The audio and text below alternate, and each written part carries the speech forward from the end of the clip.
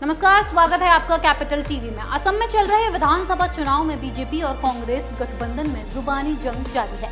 इस बीच असम से ऐसी खबर सामने आई है जिससे एक बार फिर राजनीति गर्म हो गई और राजनीतिक पार्टियों के निशाने पर ईवीएम आ गई। इस खबर में देखिए। असम में हो रहे विधानसभा चुनावों के बीच एक बार फिर से ईवीएम राजनीतिक दलों के लिए चर्चा का विषय बन गया। दरअसल हुआ कुछ ऐसा कि चुनावों के बीच असम के करीमगंज जिले में एक निजी कार में ईवीएम का वीडियो वायरल हो गया। मामला गर्म आया तो पता चला कि दरअसल असम में कल दूसरे चरण का चुनाव हुआ। मतदान के बाद करीमगंज जिले के कनीसेल कस्बे में एक लावारिस बोलेरो मिली। इस बोलेरो में ईवीएम मशीन थी। फिर क्या था, बोलेरो में ईवीएम की मौजूदगी पर बवाल शुरू हो गया।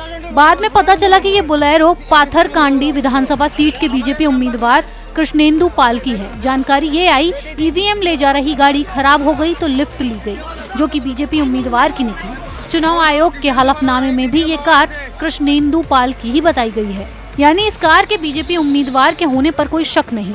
चुनाव आयोग को डीएम से मिली शुरुआती रिपोर्ट के मुताबिक पोलिंग पार्टी की गाड़ी बीच रास्ते में खराब हो गई थी। इसके बाद अधिकारी ने रास्ते से गुजर रही एक गाड़ी को जिला मुख्यालय पहुंचाने का आग्रह किया। पोलिंग पार्टी को शुरुआत में जानकारी नहीं थी कि जिस गाड़ी में वो लिफ्ट ले रहे हैं वो बीजेपी विधायक और मौजूदा चुनाव में पार्टी उम्मीदवार की गाड़ी है। बीजेपी विधायक कृष्णेंदु पाल की पत्नी के नाम पर गाड़ी दर्ज है।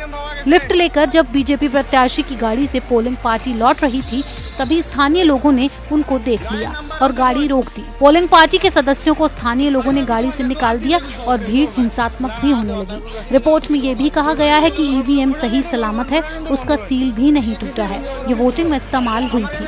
मामला ईवीएम से जुड़ा था तो कांग्रेस ने बिना देरी किए मुद्दे को लपक लिया। कांग्रेस महासचिव प्रियंका गांधी वाड्रा ने ट्वीट किया, जब भी किसी निजी गाड़ी में ईवीएम मिलती है तो वो बीजेपी नेता की ही क्यों होती है। हर बार ऐसे वीडियो सामने आते हैं जिनमें प्राइवेट गाड़ियों में ईवीएम ले जाते हुए पकड़े जाते हैं। अप्रत्याशित रूप से उनमें कुछ चीजें कॉमन होती हैं। गाड़ियां बीजेपी उम्मीदवार या उनके साथियों से जुड़ी होती हैं। वीडियो एक घटना के रूप में सामने आते हैं और फिर झूठ बताकर खारिज कर दिए जाते हैं। जैसे ही कांग्रेस पार्टी ने ईवीएम और बीजेपी पर सवाल दागे, वैसे ही बीजेपी के नेता भी कांग्रेस को जवाब देने सामने आ गए। केंद्रीय मंत्री जितेंद्र सिंह ने कहा, ये पराजय की भाषा है। कांग्रेस जब भी हारने लगती है तो वे इस तरह की भाषा का इस्तेमाल करने लगती है।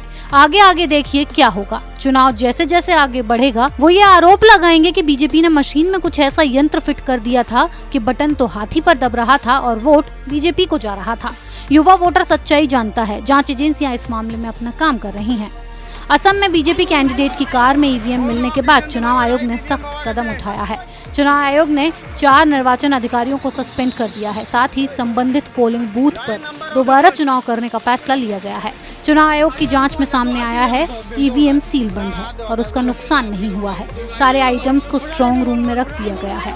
चुनाव आयोग के अनुसार ईवीएम सील बंद पाई गई है। फिर भी रताबरी के पोलिंग बूथ नंबर 149 पर दोबारा से मतदान का निर्णय लिया गया है।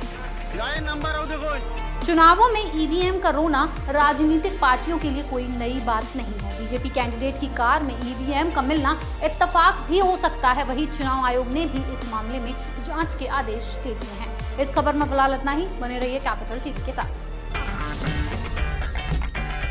अगर आपको हमारा वीडियो पसंद आया हो तो इसे लाइक करें, हमारे चैनल को सब्सक्राइब करें और हाँ, बेल आइकन दबाना ना भूलें ताकि आप तक हमारे वीडियो की नोटिफिकेशन पहुंचती रहे। आप अपना सुझाव हमें कमेंट बॉक्स में दे सकते हैं। हमारे साथ जुड़ने के लिए शुक्रिया।